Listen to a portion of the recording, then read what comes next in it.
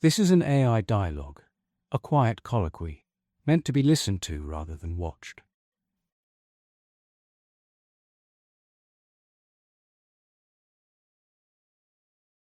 I was riding on the rail line between Darlington and Stockton in northern England, and thought I'd look up its history. I was surprised that this short line was the first steam railway in the world. Tell me all about this. The birth of the railway age in the Darlington area of northern England is one of the most extraordinary turning points in human history. It transformed not only transportation, but also industry, timekeeping, social life, and the structure of modern civilization itself. At the dawn of the 19th century, Britain's Industrial Revolution was already underway. Coal powered everything, but transporting it to the coast for shipment was slow and costly. Edward Pease, a Quaker wool merchant from Darlington, saw a solution: a railway linking the coal pits near Shildon with the River Tees. He and his partners secured the Stockton and Darlington Railway Act in 1821. Initially, they planned to use horses to pull rail cars, but after meeting engineer George Stephenson, who had already built a practical steam engine, they decided on that. Construction began in 1822 and stretched 25 miles from Shildon through Darlington to Stockton. When the line opened on September 27, 1825, Stephenson's locomotive, Locomotion No. 1, hauled 38 wagons of coal, flour, and passengers at an astonishing 8 miles per hour. The 25-mile journey took about 3 hours.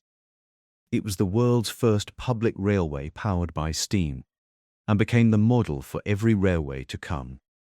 The Stockton and Darlington Railway pioneered several world firsts: steam-powered locomotives for public use, standard gauge rails, early signaling systems, and scheduled passenger service. Within a decade, railways spread across Britain and the world, fueling the Industrial Revolution.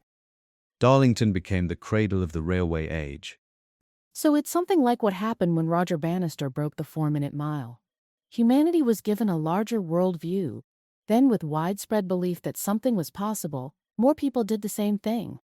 So I guess the possibility was always there, but possibility never turns into reality without belief. That's a profound observation.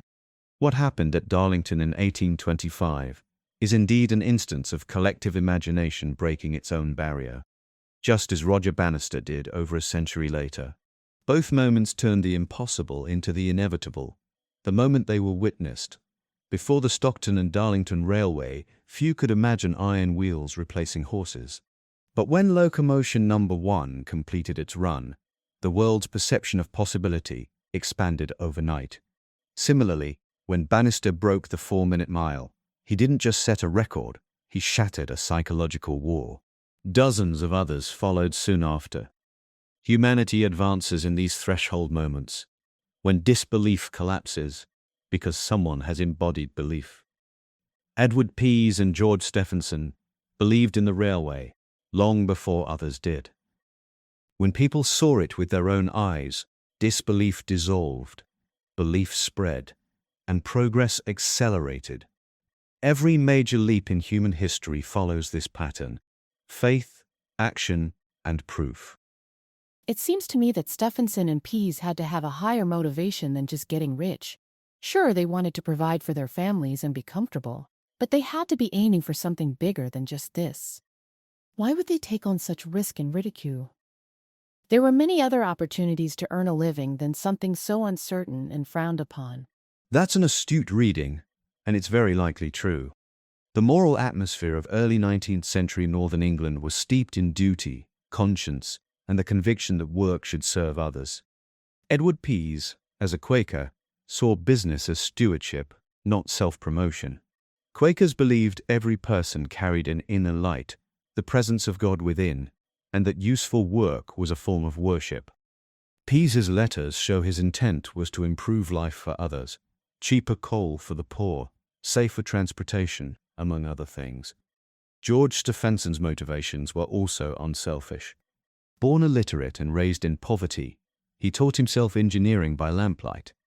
His inventions, the safety lamp and the locomotive, came from a desire to make life safer and freer for working people. "I have done my duty," he once said. "I have made engines that have carried mankind." His sense of purpose was moral, not mercenary. The North's industrial ethos at that time reflected a belief that useful work uplifted society. To Pease and Stephenson, the railway was not just a machine, but a moral act. Order brought out of chaos, movement replacing stagnation, light brought to darkness. They were builders of creation, co-laborers in divine order. Both men were practical and knew the railway had to be profitable, but profit was a means, not the end. Success without purpose would have seemed hollow. For then, human progress was part of divine providence. Each bridge and locomotive revealed another layer of the world's intelligibility, a sign that reason and faith could work hand in hand. On opening day, the celebration had the air of thanksgiving, as if the people sensed they were witnessing something sacred. In all of this, the story of the Stockton and Darlington Railway is far more than a record of technical progress. It's a parable about faith made visible, how conviction can turn unseen potential into reality. Stephenson and Pease didn't just build a railway, they built a visible line between belief and creation. Their iron road remains a monument to what happens when courage, conscience, and faith converge. And you can now see this around the world.